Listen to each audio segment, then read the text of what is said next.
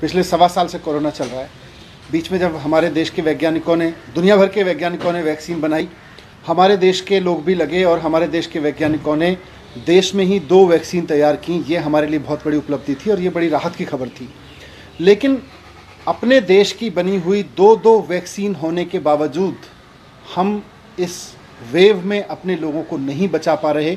तो इसका एक बहुत बड़ा फैक्ट आज इंडियन एक्सप्रेस की एक रिपोर्ट में सामने आया है।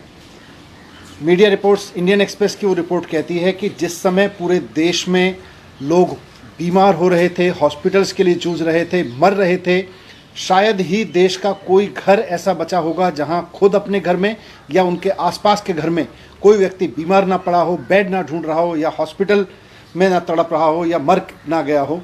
ऐसे में जब ये स्थिति थी तो हमारे देश की केंद्र सरकार देश में बनी हुई वैक्सीन्स को विदेश में भेजने में लगी थी, एक्सपोर्ट करने में लगी थी।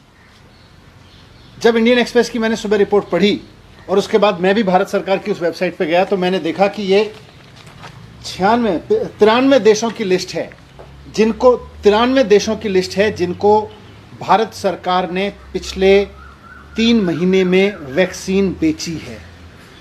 भारत में बनी हुई, भारत के वैज्ञानिकों की खोजी हुई वैक्सीन हमने 93 देशों में बेच दी।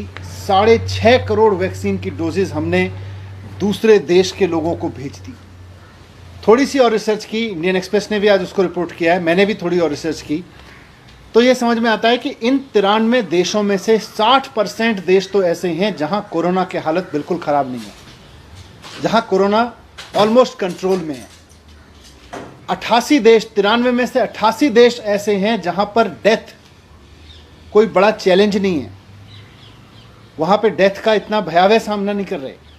मार्च से लेके, जब से कोरोना की दूसरी वेव पूरे देश में आई है, मार्च से लेके और अब तक पूरे देश में, हमारे देश में 1 लाख मृत्यु हो चुकी है, 1 लाख लोग कोरोना का शिकार हो चुके हैं। और हम 6.5 करोड़ अपने देश की बनाई हुई वैक्सीन, जो इन लोगों को लग सकती थी, इनमें से कई लोगों की जान बच सकती थी, हम इस वैक्सीन को विदेशों में भेज रहे हैं। 93 देशों को हम एक्सपोर्ट कर रहे हैं। किस लिए? सिर्फ इसलिए कि केंद्र सरकार की इमेज बन सके, इसलिए कि दुनिया में ये नाम हो सके कि भारत में इस समय एक ऐसी सेंट्रल गवर्नमेंट बैठी है जो विदेशों को वैक्सीन दिए जा रही है। 2 देश आपकी तारीफ करेंगे, उनकी तारीफ सुनने के लिए अपने लोगों को मरने की कीमत पर विदेश के 4 देशों की तारीफ सुनना केंद्र सरकार के लिए बहुत बड़ा जघन्य अपराध है, मैं मानता हूं। किस लिए किया ये? जिस वक्त सेंट्रल गवर्नमेंट से यह अपेक्षा थी कि वो देश में कोरोना मैनेजमेंट करेगी, वो अपनी इमेज मैनेजमेंट कर रही थी इंटरनेशनल लेवल पे। अंतर्राष्ट्रीय स्तर पर केंद्र सरकार अपनी इमेज बनाने में जुटी हुई थी। हम ये नहीं कह रहे कि अंतर्राष्ट्रीय बरादरी के सामने हम कहें कि हम कोई सहयोग नहीं करेंगे। दूसरों की मदद करना अच्छी बात है, करनी भी चाहिए, लेकिन अपनों की कीमत पे नहीं, अपने लोगों की जान की कीमत पे नहीं करनी चाहिए। जिस समय हमारे देश के लोगों को वैक्सीन की जरूरत थी, हमारे सारे राज्य वैक्सीन मांग रहे थे और हम कह रहे थे अभी केवल 60 साल से ऊपर के लोगों को वैक्सीन लगाई जाएगी, उस समय हम 6.5 करोड़ वैक्सीन विदेशों को दे रहे थे, सिर्फ इमेज मैनेजमेंट के लिए। हमें इंटरनेशनल ट्रीटीज़ का हवाला दे सकते हैं। जब मैं ये बात कह रहा हूं तो कुछ लोग खड़े होंगे केंद्र सरकार के, वो कहेंगे कि साहब इंटरनेशनल ट्रीटीज़ हैं, इंटरनेशनल सहयोग हमें करना पड़ता है एक दूसरे का। लेकिन इंटरनेशनल सहयोग, आज उसी इंटरनेशनल सहयोग में अमेरिका भी आता है, यूरोप के देश भी आते हैं, फ्रांस आता है, बाकी देश आते हैं, कनाडा आता है। आप बताइए किस देश ने अपने लोगों की वैक्सीन काटकर विदेशों को दी? ना अमेरिका ने दी, ना कनाडा ने दी, ना फ्रांस ने दी, ना यूरोप के किसी और देश ने दी। केवल हमारी केंद्र सरकार ऐसी थी जो 93 देशों को अपनी इमेज बनाने के लिए वैक्सीन दे रही थी और हमारे देश में लोग मर रहे थे। यह जघन्य अपराध है। अपनी इमेज बनाने के लिए बहुत बड़ा अपराध किया है भारत सरकार ने। आज पूरे देश में वैक्सीन की शॉर्टेज है। आज लोग मर रहे हैं कि हमें वैक्सीन मिल जाए किसी तरह से। दिल्ली में जब से हमने वैक्सीनेशन का प्रोग्राम शुरू किया है, जब केंद्र सरकार ने 60 साल के लोगों के लिए किया, हमने बड़ी संख्या में 60 साल के लोगों को वैक्सीन लगाई। जब सेंट्रल गवर्नमेंट ने बोला कि अब 45 साल से ऊपर के लोगों को वैक्सीन उपलब्ध है, हमने बड़ी संख्या में 45 साल के ऊपर के लोगों को लगाई। लेकिन जब यूथ के लिए वैक्सीन लगाने की बारी आई और हमने सेंटर्स खोले जगह जगह, तो केवल 5.5 लाख वैक्सीन अभी तक यूथ के लिए दी गई हैं। अपने देश के नौजवानों के लिए 5.5 लाख वैक्सीन और विदेशों में इमेज बनाने के लिए 6.5 करोड़ वैक्सीन, हमारे देश के नौजवानों की कीमत नहीं है क्या? उनकी जान की कोई कीमत नहीं है क्या?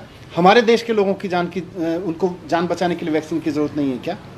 अगर अमेरिका ये सोचता है कि हम अपने देश के लोगों के लिए वैक्सीन की व्यवस्था करेंगे, यूरोप के देश ये सोचते हैं, कनाडा ये सोचता है, तो भारत सरकार ने ये क्यों नहीं सोचा कि पहले हमें वैक्सीन अपने देश के लोगों को देनी चाहिए? इन सारी इंटरनेशनल ट्रीटीज में इस सारे देश आते हैं। फ्रांस, किसी देश ने नहीं दी, केवल फ्रांस एकमात्र ऐसा देश है जिसने मार्च में नहीं, पिछले महीने अपने देश के सारे लोगों के लिए वैक्सीन इंश्योर करने के बाद पिछले महीने केवल 1 लाख डोज इंटरनेशनली उपलब्ध कराई हैं। और हम अपने देश के लोगों को कह रहे हैं हम 60 साल से ऊपर के लोगों को नहीं देंगे, बहुत लिमिटेड में देंगे शुरू में, अभी हम 45 साल तक के लिए देंगे, अभी हम 18 साल के लिए केवल 4.5 लाख देंगे, और 6.5 करोड़ वैक्सीन हम दूसरों देशों को दे रहे हैं। आज दिल्ली में जब से हमने ये 18 से 24 साल का वैक्सीनेशन का प्रोग्राम शुरू किया है, 18 से 44 साल के लिए ऑनलाइन अपॉइंटमेंट ले रहे हैं लोग, और इस ऑनलाइन अपॉइंटमेंट लेने के लिए लोग 24 घंटे कंप्यूटर पर बैठते हैं, अपने मोबाइल पर बैठते हैं कि किसी तरह से हमें और हमारे परिवार को ये सुरक्षा चक्र मिल जाए, कोरोना से जीवित बचे रहने के लिए एक डोज मिल जाए। उस डोज को लेने के लिए लोग 24 घंटे कंप्यूटर पर बैठ के अपॉइंटमेंट लेते हैं। और हम विदेशों को वैक्सीन बेच रहे हैं, हम विदेशों में सप्लाई किए जा रहे हैं, हमें अपने देश के लोगों की चिंता नहीं है। ये शॉर्टेज इसलिए है क्योंकि हमने अपने देश के लोगों की चिंता किए बिना अपना इमेज मैनेजमेंट करने के लिए, अपनी इमेज चमकाने के लिए केवल और केवल विदेशों को वैक्सीन दी है।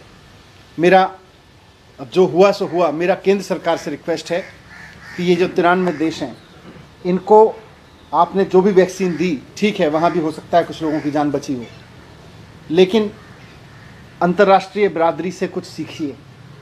सब देशों ने पहले अपने लोगों के लिए वैक्सीन का इंतज़ाम किया। अमेरिका ने किसी को एक्सपोर्ट नहीं किया, फ्रांस ने किसी को पहले एक्सपोर्ट नहीं किया, कनाडा ने किसी को एक्सपोर्ट नहीं किया, यूरोप के किसी देश ने एक्सपोर्ट नहीं किया। सब ने पहले अपने देश के लोगों के लिए इंतज़ाम किया। मेरा केंद्र सरकार से अनुरोध है कि अब जो वैक्सीन बन रही है पहले अपने देश के लोगों को दीजिए, अपने देश के एक एक व्यक्ति को वैक्सीन लगाइए।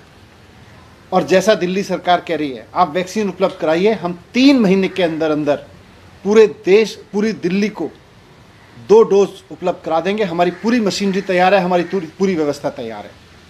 उसी तर्ज पे आप दूसरे राज्यों को भी वैक्सीन उपलब्ध कराइए। अब इसको छोड़िए और इमेज बनाने की जगह आप देश के लोगों को बचाने पे काम कीजिए।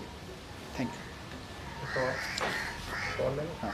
क्या आपको लगता है कि कोई ऐसा डाटा है कि वैक्सीन ना मिलने की वजह से लोगों की मौतें हुई हैं, और अगर वैक्सीन हमारे पास पर्याप्त होते, सही समय से लगा होता, और क्या आप इसको भी फेलियर मानते हैं कि 18 से 44 की एज में जो लोग आए हैं वो देर से आए हैं, निर्णय लेने में भूल हुई है? बिल्कुल, आप देखिए सेकेंड वेव में बड़ी संख्या में देश में यूथ की डेथ हुई है। पूरे देश में नौजवानों की बहुत डेथ हुई है, हमारे परिवारों में हुई है, हमारे जानकारों में हुई है। बहुत दुख, ऐसे ऐसे चेहरे याद आ रहे हैं, हमारे वॉलंटियर्स, हमारे अपने परिवार के लोग। अगर उनको वैक्सीन मिल गई होती तो वो सब बच गए होते, उनके अंदर एंटीबॉडीज़ बन गई होती। मार्च में हमारे पास वैक्सीन थी, अप्रैल मई में हमारे पास में वैक्सीन, अप्रैल में हमारे पास वैक्सीन थी, लेकिन हमने अपने देश के यूथ को देने की जगह, जो 1 लाख लोग मरे उनमें बड़ी संख्या में यूथ है।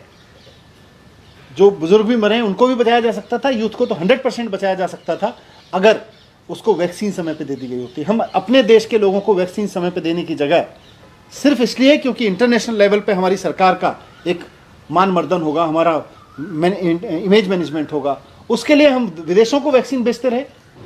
दुनिया के बाकी देशों ने तो नहीं बेची, हम क्यों बेचते रहे?